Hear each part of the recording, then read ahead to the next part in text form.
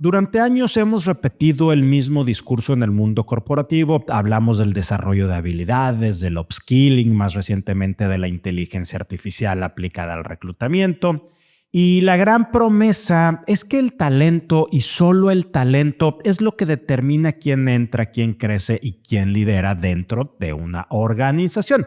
Esto es lo que conocemos como meritocracia. Sin embargo, la realidad sigue contando otra historia. Le platico que una encuesta reciente en Estados Unidos reveló que casi 73% de los trabajadores considera que las conexiones personales, estos son las famosas palancas, siguen pesando más que las habilidades al momento de conseguir un empleo. Dicho de otra forma, mi papá conoce a alguien sigue siendo para muchos una estrategia laboral sorprendentemente efectiva.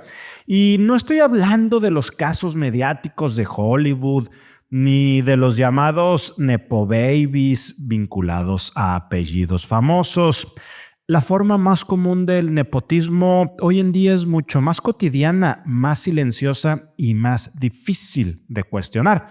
4 de cada 10 trabajadores dicen haber laborado alguna vez en la misma empresa que un familiar cercano. Sus padres, hermanos, parientes directos. No es la excepción. Esto es parte del sistema. Lo más relevante no es solo su presencia, sino su impacto. Casi el 70% de los empleados cree que el nepotismo está ampliamente extendido en los lugares del trabajo. No estamos hablando del mundo político como solemos relacionar nepotismo y nepo babies con la política puntualmente. Estamos hablando del nepotismo en los lugares de trabajo.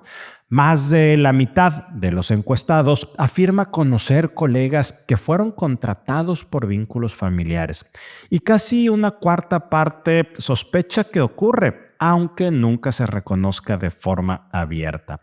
Ese es el punto crítico. No es invisible para quienes trabajan ahí, aunque muchas veces sí lo sea para la alta dirección. Las consecuencias, obviamente, de todo esto son bastante profundas. Cerca del 45% de las personas dice haber perdido un ascenso o una oportunidad laboral porque el puesto terminó en manos de alguien con conexiones internas.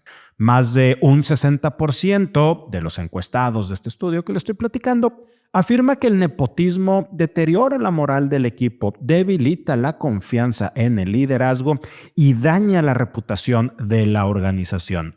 Y aún así, el tema no es blanco o negro. 7 de cada 10 contrataciones por vínculo familiar son consideradas adecuadas para el puesto. El problema aparece en el otro 30%. Personas que a ojos del equipo no habrían llegado ahí sin esa relación previa.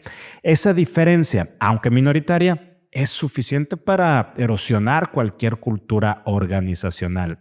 Y lo interesante es que esta percepción cruza generaciones. La generación Z, los millennials, la generación X y los baby boomers coinciden con distintos matices en algo fundamental. El mercado laboral no se mueve solo por habilidades. El networking importa e importa mucho. Las relaciones importan e importan mucho. Siempre han importado. Una recomendación puede abrir una puerta, pero cuando sustituye a la transparencia, a la competencia justa y a la rendición de cuentas, deja de ser networking y se convierte en privilegio y destruye totalmente el concepto de meritocracia. En organizaciones que se dicen modernas, gobernadas por datos y algoritmos, el reclutamiento sigue siendo profundamente humano, más allá de lo que semana a semana nos comparte Isca González y estos grandes esfuerzos que están haciendo muchas organizaciones. El reclutamiento sigue siendo profundamente humano en México, en Estados Unidos, y la confianza, para bien o para mal, fluye a través de relaciones.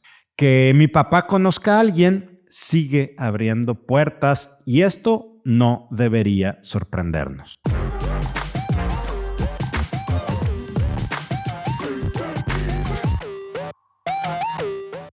Talent presenta People Trends The Human Leader con Rogelio Segovia.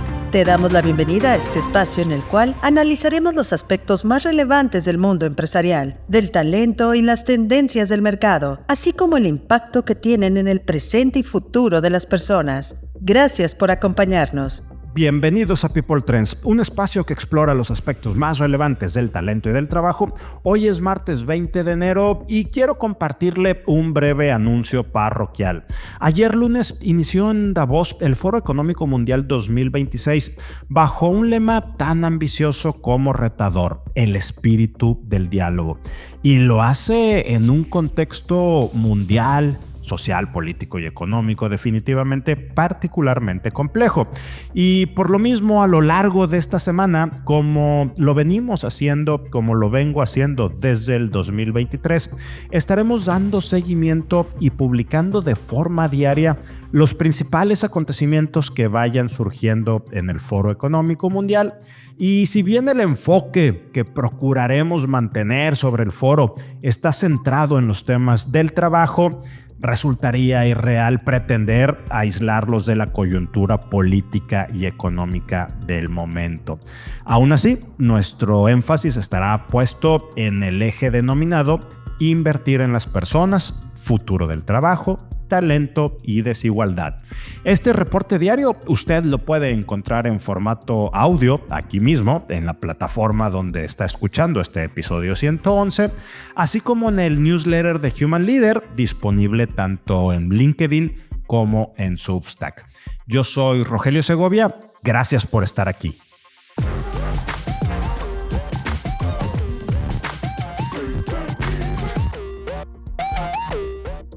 Situación de negocios actual.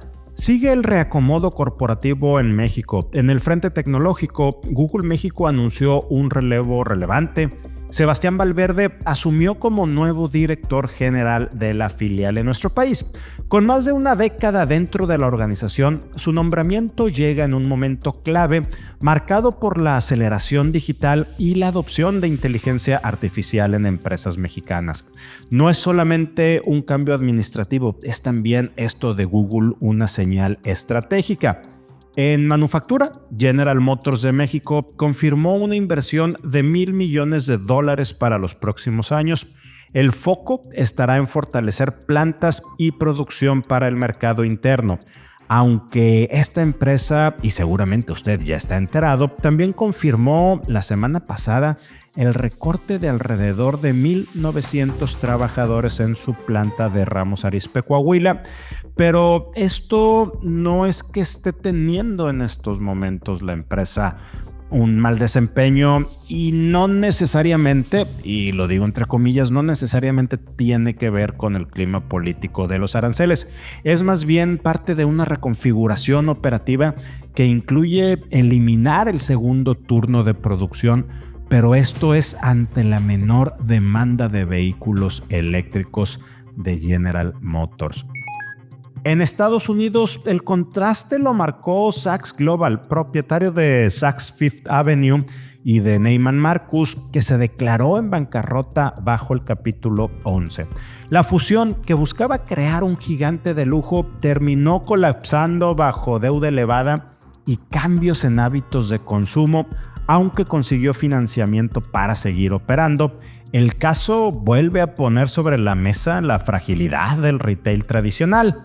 En estrategia y adquisiciones, AstraZeneca anunció la compra de la startup Modela AI, integrando inteligencia artificial directamente en investigación oncológica. A esto se sumó una alianza de $1,000 millones entre Nvidia y Eli Lilly, reflejando la convergencia acelerada entre Big Tech y Pharma. Economía. En temas económicos, ya tenemos algunos datos más del cierre de este pasado 2025. Los datos macroeconómicos mostraron un impulso moderado pero consistente del mercado interno.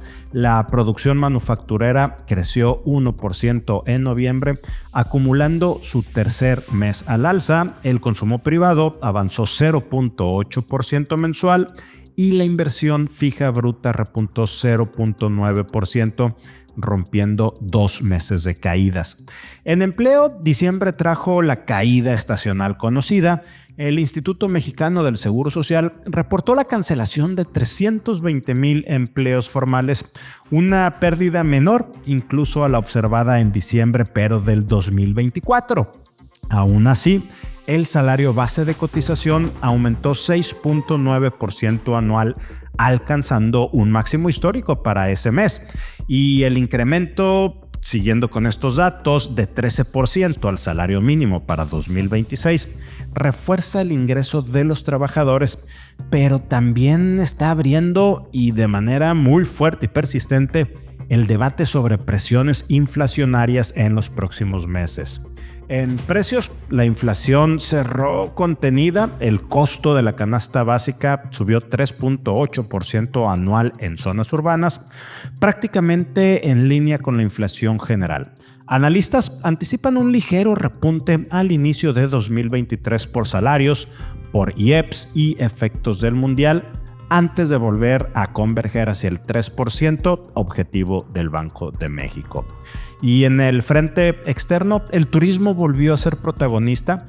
México captó 31,220 millones de dólares en divisas entre enero y noviembre de 2025, un máximo histórico en temas de turismo. Y el peso mexicano tuvo su mejor semana desde septiembre, cotizando cerca de 17.64 pesos por dólar, apoyado en expectativas de estabilidad monetaria en Estados Unidos, y las tasas de CETES siguieron bajando, reflejando todo este entorno. En Estados Unidos, la inflación se mantuvo estable en 2.7% anual en diciembre. La Reserva Federal, a través de su libro beige, reportó crecimiento económico ligero y un mercado laboral prácticamente sin cambios. El mensaje habla de un crecimiento moderado, inflación contenida, y todavía hay espacio para mantener tasas sin movimientos abruptos. En Europa, la inflación cerró 2025 en 1.9%, ya por debajo del objetivo del Banco Central Europeo y que comentábamos la semana pasada. Y en China, el Producto Interno Bruto creció 5%, cumpliendo la meta oficial, aunque con señales de desaceleración hacia la segunda mitad del año. En perspectivas globales, el Banco Mundial y el Fondo Monetario Internacional ajustaron ligeramente al alza sus pronósticos para el 2026 a nivel global. El Fondo Monetario Internacional anticipa un crecimiento mundial de 3.3%, impulsado en parte por la inversión en inteligencia artificial, que habría añadido cerca de 0.3 puntos al crecimiento de Estados Unidos en 2025. Talento. El día de hoy, Isca González nos comparte el caso de Nespresso Francia, que transformó su proceso de contratación global apostando por reclutamiento basado en habilidades e inteligencia artificial. Una tendencia que está cambiando silenciosamente la forma en que algunas empresas están reclutando es evaluar habilidades antes de cualquier conversación con un reclutador. Imaginemos esto, amigos. Aplicas a una vacante y antes de que alguien revise tu currículum, realizas un assessment breve, máximo 15 minutos, diseñado para medir habilidades reales, potencial, la manera en que resuelves un problema. Solo después de haber pasado esa prueba, ese assessment, si cumples con lo que la empresa busca, entonces pasas a la siguiente etapa. Esto ya está ocurriendo y de hecho cada vez seguramente vamos a ver más empresas con casos de éxito. Hoy les quiero contar uno que es de Nespresso Francia. Esta empresa implementó una solución de reclutamiento basada en inteligencia artificial que se llama Maki. Y uno de los agentes de IA que tiene Maki está enfocado en evaluaciones tempranas de habilidades. Por cierto, es súper interesante esto que trae Maki. El enfoque que tiene es mucho más hacia reducir la rotación por un mal proceso de selección y la agilización del reclutamiento. Algo muy interesante que pasó en este caso de Nespresso es que 99% de los candidatos reportaron una percepción positiva de la marca después de haber vivido esta experiencia de evaluación, es decir, aplicar, presentar un test, y después, si se cumplía con lo que buscaba la empresa, ser considerada en un proceso y agilizar todo mediante inteligencia artificial. Cuando las habilidades se ponen al centro, amigos, eso es lo que está valorando la gente. Las personas perciben que compiten en un terreno más justo. Es decir, ya no importa solo dónde estudiaste, a quién conoces o cómo se ve tu CV, sino que la empresa te está evaluando por tus habilidades y te está dando la misma oportunidad que a todos los candidatos que están participando en la selección. Entonces, para las empresas, esta práctica significa una decisión más objetiva y un proceso más consistente. Porque recordemos, amigos, los procesos de reclutamiento en grandes empresas son para escalar. Ahora, para los candidatos esto implica un nuevo reto. Ya no basta nada más con aplicar bien, tener un currículum completo, sino hay que demostrar las habilidades, resultados e incluso el pensamiento crítico desde un inicio. Que ahí también viene una duda. ¿Por qué quieren que hagan las pruebas desde un principio? Amigos, los procesos ya se están transformando. Lo hemos dicho en varias ocasiones aquí, la inteligencia artificial está entrando para mejorar el proceso de selección. Aunque sigue surgiendo una pregunta. ¿Por qué parece más fácil controlar los sesgos de una máquina que los sesgos de los humanos? Así es que lo más interesante que al final nos comparte Maki de este estudio que hizo con Nespresso fue que la rotación bajó de un 24 a un 16.2%. Su reclutamiento se agilizó en 26%, es decir, tardaban 27 días en reclutar y bajaron a 20. Y el fit entre lo que buscaba la empresa y lo que encontraban de los candidatos mejoró de un 9.45 a un 6.5%. Y lo que les mencioné hace un momentito, 99% de los candidatos dijeron que la marca está haciendo un proceso muy bueno. Así es que mucho que pensar hoy, amigos, entre la inteligencia artificial, los procesos de selección y los sesgos. Nos escuchamos en el próximo episodio. Cultura.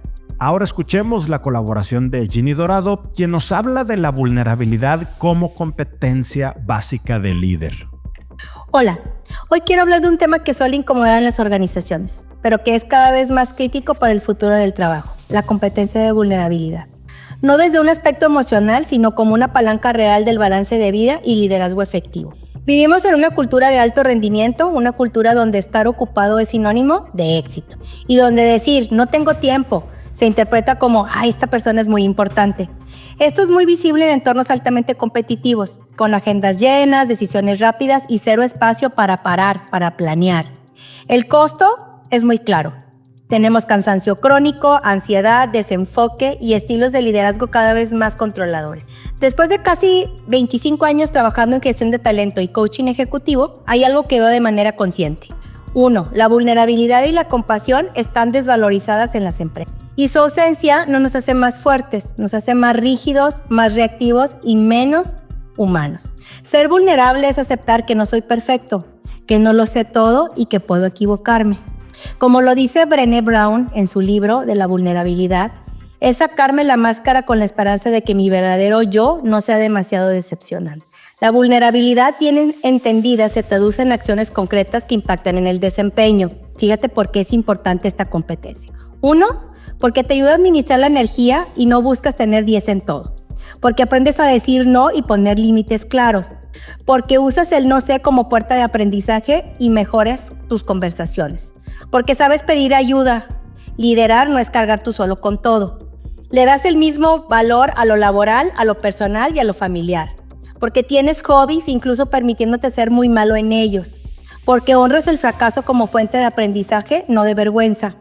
Y porque cada año actualizas tu plan de vida y carrera, que no solamente es una lista de buenos deseos. Esto no es algo soft, es algo que significa tener madurez profesional. Si queremos organizaciones sostenibles, con un talento enfocado y líderes con criterio para el futuro, tenemos que dejar de ser o de ver la vulnerabilidad como una debilidad y empezar a gestionarla como una competencia clave de cualquier líder. Porque el verdadero liderazgo no es parecer que no tenemos vulnerabilidad, es tener la valentía de diseñar con conciencia y responsabilidad la vida y la carrera que queremos construir. Y para ir terminando te dejo esta pregunta que tanto me gusta hacer al final de cada participación. ¿Qué tanto del cansancio, la falta de balance o estilo de liderazgo que hoy vives tiene más que ver con lo que permites o con lo que no te permites de ser vulnerable que con la carga real de trabajo? Nos vemos hasta la próxima. que no se nos escape. Hoy lunes, Yeshua Gómez nos habla del paquete de reformas en materia de igualdad sustantiva entre mujeres y hombres en México, un conjunto de cambios legales con implicaciones directas para empleadores, relaciones laborales y prácticas de gestión de personas. Hola a todos, esta semana vamos a platicar sobre un tema que ya es oficial y ya está vigente. Lo que se publicó es un decreto que reformó, adicionó y derogó diversas disposiciones de varias leyes federales, entre ellas evidentemente la Ley Federal del Trabajo. Este paquete normativo tiene un enfoque clarísimo que es fortalecer la igualdad sustantiva, la no discriminación y garantizar entornos laborales libres de violencia, especialmente con perspectiva de género. Y vamos a dar un resumencito de 5 puntos. El primero, trabajo digno ahora incluye entornos libres de violencia. La reforma refuerza los principios de la Ley Federal del Trabajo para que el trabajo digno o decente no sea solo un concepto, sino una realidad que debe darse en espacios sin violencia ni discriminación. Esto implica forzosamente que las empresas deben de garantizar condiciones de trabajo respetuosas de los derechos humanos y libres de prácticas discriminatorias. 2. Igualdad sustantiva no es opcional, es una obligación. Se refuerza expresamente que las normas laborales deben de propiciar igualdad sustantiva entre trabajadoras y trabajadores, sin distinción por género, embarazo, responsabilidades familiares u otras condiciones. Esto eleva el estándar de cumplimiento. No basta solo con buenas intenciones, las empresas deberán demostrar que aplican la igualdad en la práctica. 3. Capacitación obligatoria para prevenir y eliminar violencia contra mujeres. Este es un punto central y muy relevante para quienes estamos en recursos humanos, legal y compliance. La reforma incorpora de forma explícita la obligación patronal de capacitar a su personal para prevenir y eliminar la violencia contra las mujeres dentro de los centros de trabajo. No se trata solo de tener políticas o protocolos, las empresas deben de capacitar con evidencia y demostrar que esa capacitación existe y que funciona. 4. Mayor claridad sobre entornos laborales seguros y libres de discriminación. Los cambios en la Ley Federal del Trabajo y leyes conexas hacen que los empleadores sean responsables de garantizar un entorno laboral seguro, libre de violencia y discriminación y donde los derechos de las mujeres sean protegidos activamente. Esto puede influir en diversas áreas de la operación, desde códigos de conducta y reglamentos internos hasta procesos de reclutamiento, promoción, desvinculación, pasando por la forma en que se atienden las quejas internas. 5. Las modificaciones entraron en vigor el 16 de enero del 2026, es decir, el día siguiente de su publicación en el Diario Oficial de la Federación. Esto significa que todas las empresas ya deben de estar incorporando estos cambios en sus prácticas de recursos humanos, cumplimiento y gestión de personal. Ahora bien, ¿qué significa esto para las empresas? Este paquete normativo no es un tema aislado, es parte de un impulso más amplio hacia un modelo de trabajo que ya no ignora la igualdad, la no discriminación y la prevención de violencia en el centro de trabajo.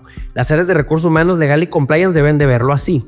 Hay que tener políticas claras y actualizadas contra la violencia y la discriminación. Hay que tener programas de capacitación con evidencia. Hay que tener canales de atención y seguimiento a denuncia. También documentos que respalden cumplimiento ante inspecciones o revisiones, además de una medición de impacto y de mejora continua.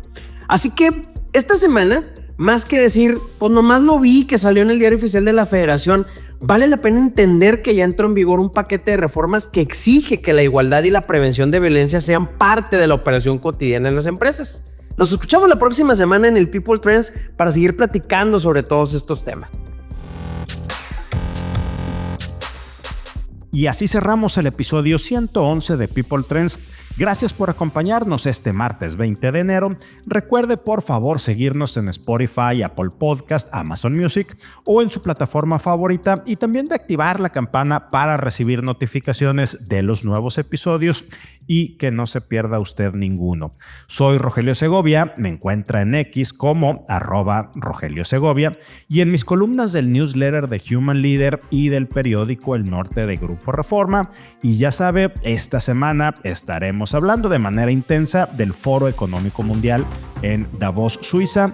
Ha sido un gusto compartir este espacio con usted. Nos escuchamos la próxima semana.